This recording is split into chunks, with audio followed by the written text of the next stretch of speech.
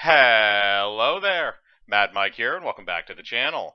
And today we're going to talk about one of kind of the most, I think probably the most underappreciated Mel Brooks film, and that is 1995's Dracula, Dead and Loving It, starring Leslie Nielsen. And the thing with this film is that this was one of Mel Brooks's last directly directed films. After this, he moved into stuff involving Broadway and the producers remake and things like that. This was, I think, this is kind of the end of what I would consider Mel Brooks's filmography. I guess is what you'd call it. The series of films that he had started making when he started with the producers in 1969. And when you look, or actually it might have been 68. I can't remember exactly which year that movie was made. It was one of the two. But going into Dracula Dead and Loving It, this is when his career had kind of pedaled off a bit. A lot of people really consider his last great film or his last truly funny film to be Robin Hood Men in Tights, which came out a couple years before this, if I remember correctly. And honestly, I think Dracula Dead and Loving It doesn't get a lot of love like some of Mel Brooks' other films do. It's basically kind of a dual concept because he's going back to what he did with Young Frankenstein, where in Young Frankenstein, he's basically, he's playing with the idea and the plot idea of, the original story of Frankenstein. He's spoofing it, at the same time making a quasi continuation of that story. With Dracula Dead and Loving It, he's really just retelling the Bela Lugosi film, and it's mostly kind of a scene for scene type of thing, not necessarily directly.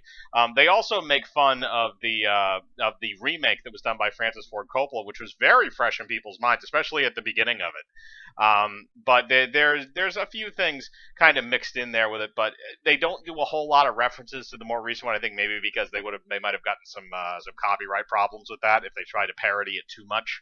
Um, but most of the scenes in it are ripoffs of the original Dracula. But again, it's being done by Leslie Nielsen, who's playing the character of Dracula. So it's his performances in films and comedy, especially in slapstick, is amazing. So the fact that him and Mel Brooks did not work together for so long is actually kind of sad. I wish I had seen a lot more collaborations between those two because they did have very similar types of comedics in terms of the films that they were involved in. Mel Brooks, I don't think ever not didn't necessarily always go full slapstick in terms of the Three Stooges style stuff where everybody's smacking each other every once in a while or something like that. A lot of his spoof stuff was a bit, I guess, maybe not smarter, but in written more cleverly, I guess, than maybe your standard slapstick. But there is slapstick in there as well, especially in stuff like Silent Movie, where that's literally all he had to work with was slapstick material because he's making fun of classic silent films.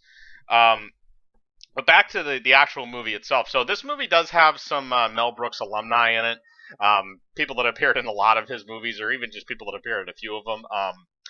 Amy Yasbeck, who plays, I believe, Mina in this film, she is, or actually, sorry, not Mina. I believe that is a different character. But sorry, no, she does play Mina. And so she also played Maid Marian in Robin Hood Men in Tights, which had come out, like I said, a little bit before this. So when you're watching that movie, it's kind of funny when it carries over because she's kind of playing.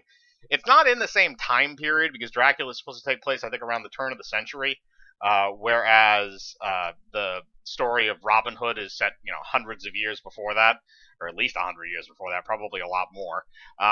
And when looking at those two, even though the costume design is kind of similar, it kind of feels weird because the character feels like it's carried over a little bit.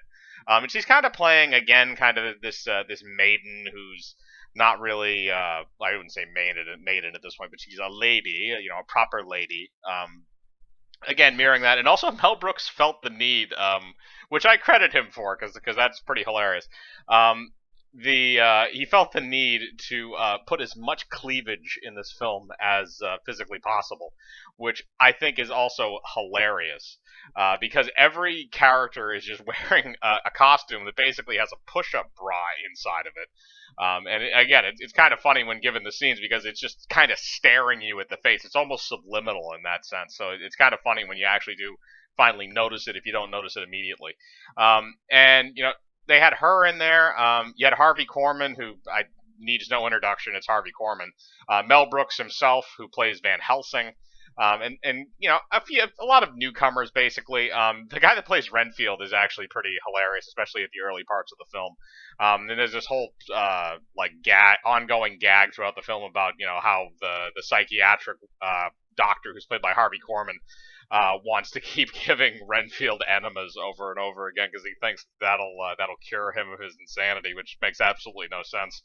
Um, maybe they're taking a little bit of that from stuff like High Anxiety, but as far as the performances go, everybody seems to do a very good job. The comedic timing is on. Mel Brooks is Mel Brooks. You can never argue with what he gives you in terms of his comedic delivery.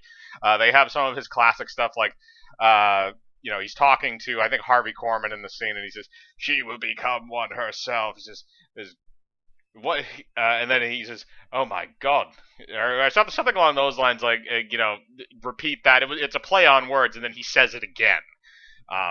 Supposed to be something like that. So, but that's Mel Brooks humor. That's how it's supposed to go.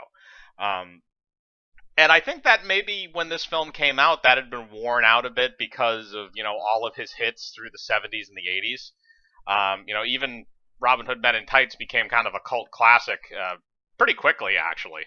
But everything else, and then also actually Anne Bancroft is in the beginning of this movie, who was his wife, Mel Brooks' wife, and she plays the soothsayer in the village. She has very good comedic work as well. She was in a couple of his other films. I know she was in To Be or Not to Be, and she might have gone in a couple other ones. A lot of people would know her more from stuff like The Miracle Worker, as well as she was Mrs. Robinson in The Graduate.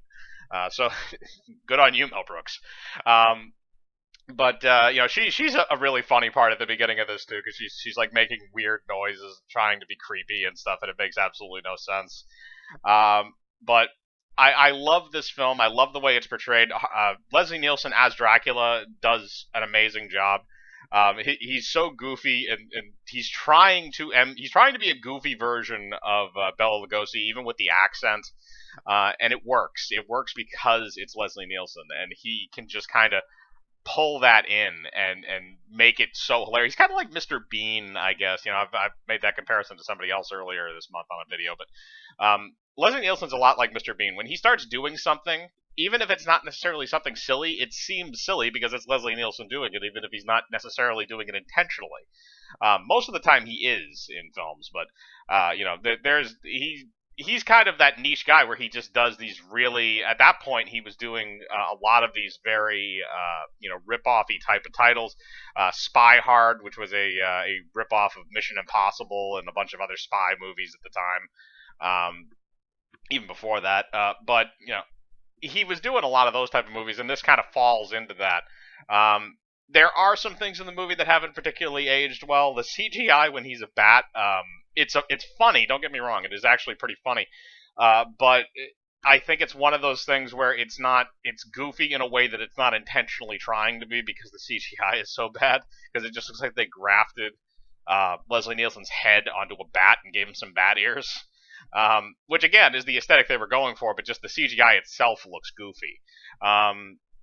It doesn't have the nostalgia of like the animated bat transformation they used to do for Dracula in some of his films, the early ones, the Bela Lugosi ones. But looking past that, everything else in the movie is pretty hilarious. Even the physical gags are amazing. There's a point where the one of the hero, quote unquote, and Mel Brooks go down into this tomb and they're gonna stake Mina because she's come back from the dead.